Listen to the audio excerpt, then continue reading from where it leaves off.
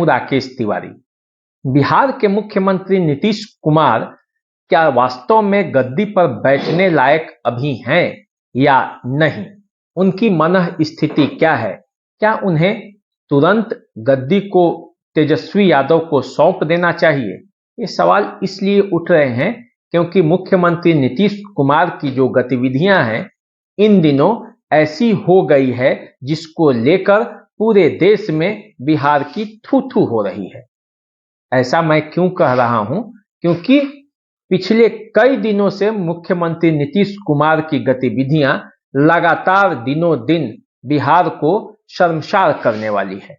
अब देखिए, महिलाओं पर उन्होंने कैसा कैसा टिप्पणी की और फिर अब वे सार्वजनिक रूप से उस पर माफी भी मांग रहे हैं। ऐसे तो नहीं थे नीतीश, ऐसे तो नहीं थे बिहार के राजनीति के चाणक्य, क्योंकि उनके एक दाव से बिहार का पूरा राजनीतिक ताना बाना इधर से उधर हो जाता था। राजनीति को 2 मिनट में वे सेट कर देते थे, इतने समझदार तो वे थे ही। वे जानते थे कि कब क्या बोलना है और कब नहीं बोलना है। कई चुनावों में कभी भी नीतीश कुमार अपने बयानों के लिए हमेशा मर्यादित रहे हैं। कोई उनके बयानों पर लेकर सवाल नहीं कर सकता था। लेकिन इधर कुछ दिनों से, कुछ समय से ऐसा लग रहा है जैसे नीतीश की मनः स्थिति वैसी नहीं है जैसे पहले थी। कहीं ऐसा तो नहीं है कि कोई उनके आड़ में कोई बड़ा गेम हो रहा है। नीतीश कुमार की मानसिक स्थिति को लेकर विपक्षी दलों के कई नेता बार बार सवाल उठाते रहे हैं और हाल के दिनों में जैसी नीतीश कुमार की गतिविधियां दिखी है उनसे उन सवालों पर बल भी मिलता है।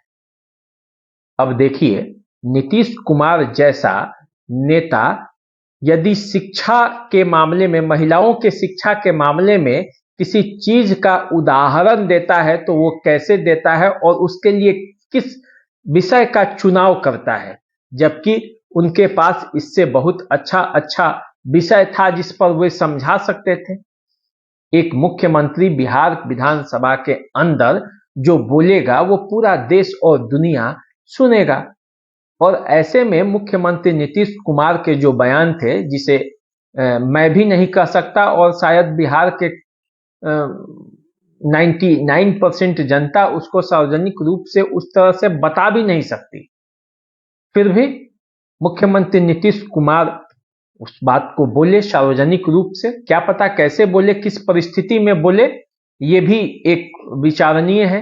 क्योंकि नीतीश कुमार जैसे संवेदनशील राजनीतिज्ञ और बोलने में इतना संयमित व्यक्ति उस बात को तो नहीं ही बोल सकता है।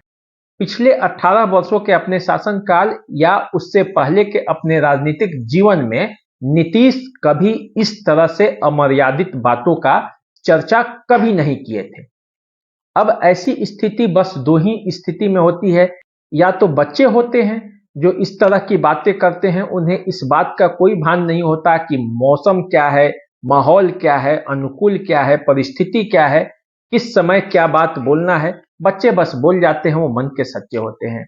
और दूसरी स्थिति आती है जब हमारे बुजुर्गों का उम्र हो जाता है, फिर एक उम्र के बाद वो कुछ भी बोलते हैं, उन्हें समझ में नहीं आता कि किस परिस्थिति में और किस समय और कहां ये बात बोलना चाहिए। नीतीश कुमार की भी वही स्थिति, उसी दौर से गुजर रहे हैं।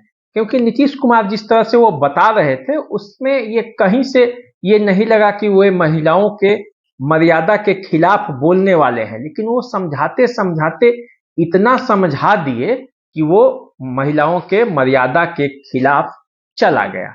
अब वे माफी भी मांग रहे हैं। इसी तरह की कई घटनाएं जल्दी जल्दी ही बिहार के सामने आई है। जैसे कभी अपने ही मंत्री अशोक चौधरी को गले लगा लेते हैं, कभी अशोक चौधरी का गर्दन पकड़ के किसी पत्रकार से टकरा देते हैं। और तो और जिस अशोक चौधरी के पिता के श्रद्धांजलि सभा में गए थे तो श्रद्धांजलि सभा स्थल से फूल लेकर और अशोक चौधरी को छींट देते हैं, उनके सर पे डाल देते हैं। अब भले वो उनको विजयी भव का आशीर्वाद दिए हों या जो बताए हों, लेकिन जिस जगह से फूल उठाकर उनको उनके सर पे डाला, वैसी स्थिति हमारे समाज में उसको अच्छा नहीं माना जाता। फिर भी नीतीश कुमार इन बचकानी हरकतों के साथ बिहार के मुख्यमंत्री के पद पर जमे हुए हैं। ये आरक्षण का जो प्रस्ताव किए, ऐसे मौके पर जब इसको वो पूरे देश स्तर पर अपना क्रेडिट ले सकते थे, उस समय इस तरह के बचकानी बयान देकर, इस तरह से बचकाना हरकत कर वे अपनी गंभीरता को खो चुके हैं। अब वो शायद ही प्रधानमंत्री के पद के लिए पूरे देश के लोग उनको सपोर्ट करें, क्योंकि जो स्थिति है उसमें ऐसा लग रहा है कि नीतीश कुमार की मन स्थिति शायद ठीक नहीं है या अनुकूल नहीं है। अब तो उन्हें मुख्यमंत्री के पद से भी हटाने की मांग हो रही है। तो नीतीश कुमार के एक बयान ने उनके राजनीतिक जीवन का सबसे बड़ा भूल मान के चलिए कि ये है उनके जीवन का, और इसका खामियाजा उन्हें भुगतना पड़ेगा। प्रधानमंत्री के पद की दावेदारी तो उनकी कम हो ही रही है, धीरे धीरे मुख्यमंत्री के पद पर भी अब तेजस्वी की मांग उठने लगी है और लोग कहने लगे हैं कि उनको पद छोड़ देना चाहिए और तेजस्वी यादव को मुख्यमंत्री बना देना चाहिए। चलिए हम लोग फिर मिलेंगे, ऐसी बातें करेंगे। देसी अड्डा पर आप बने रहिए, चैनल को सब्सक्राइब कीजिए। नमस्कार।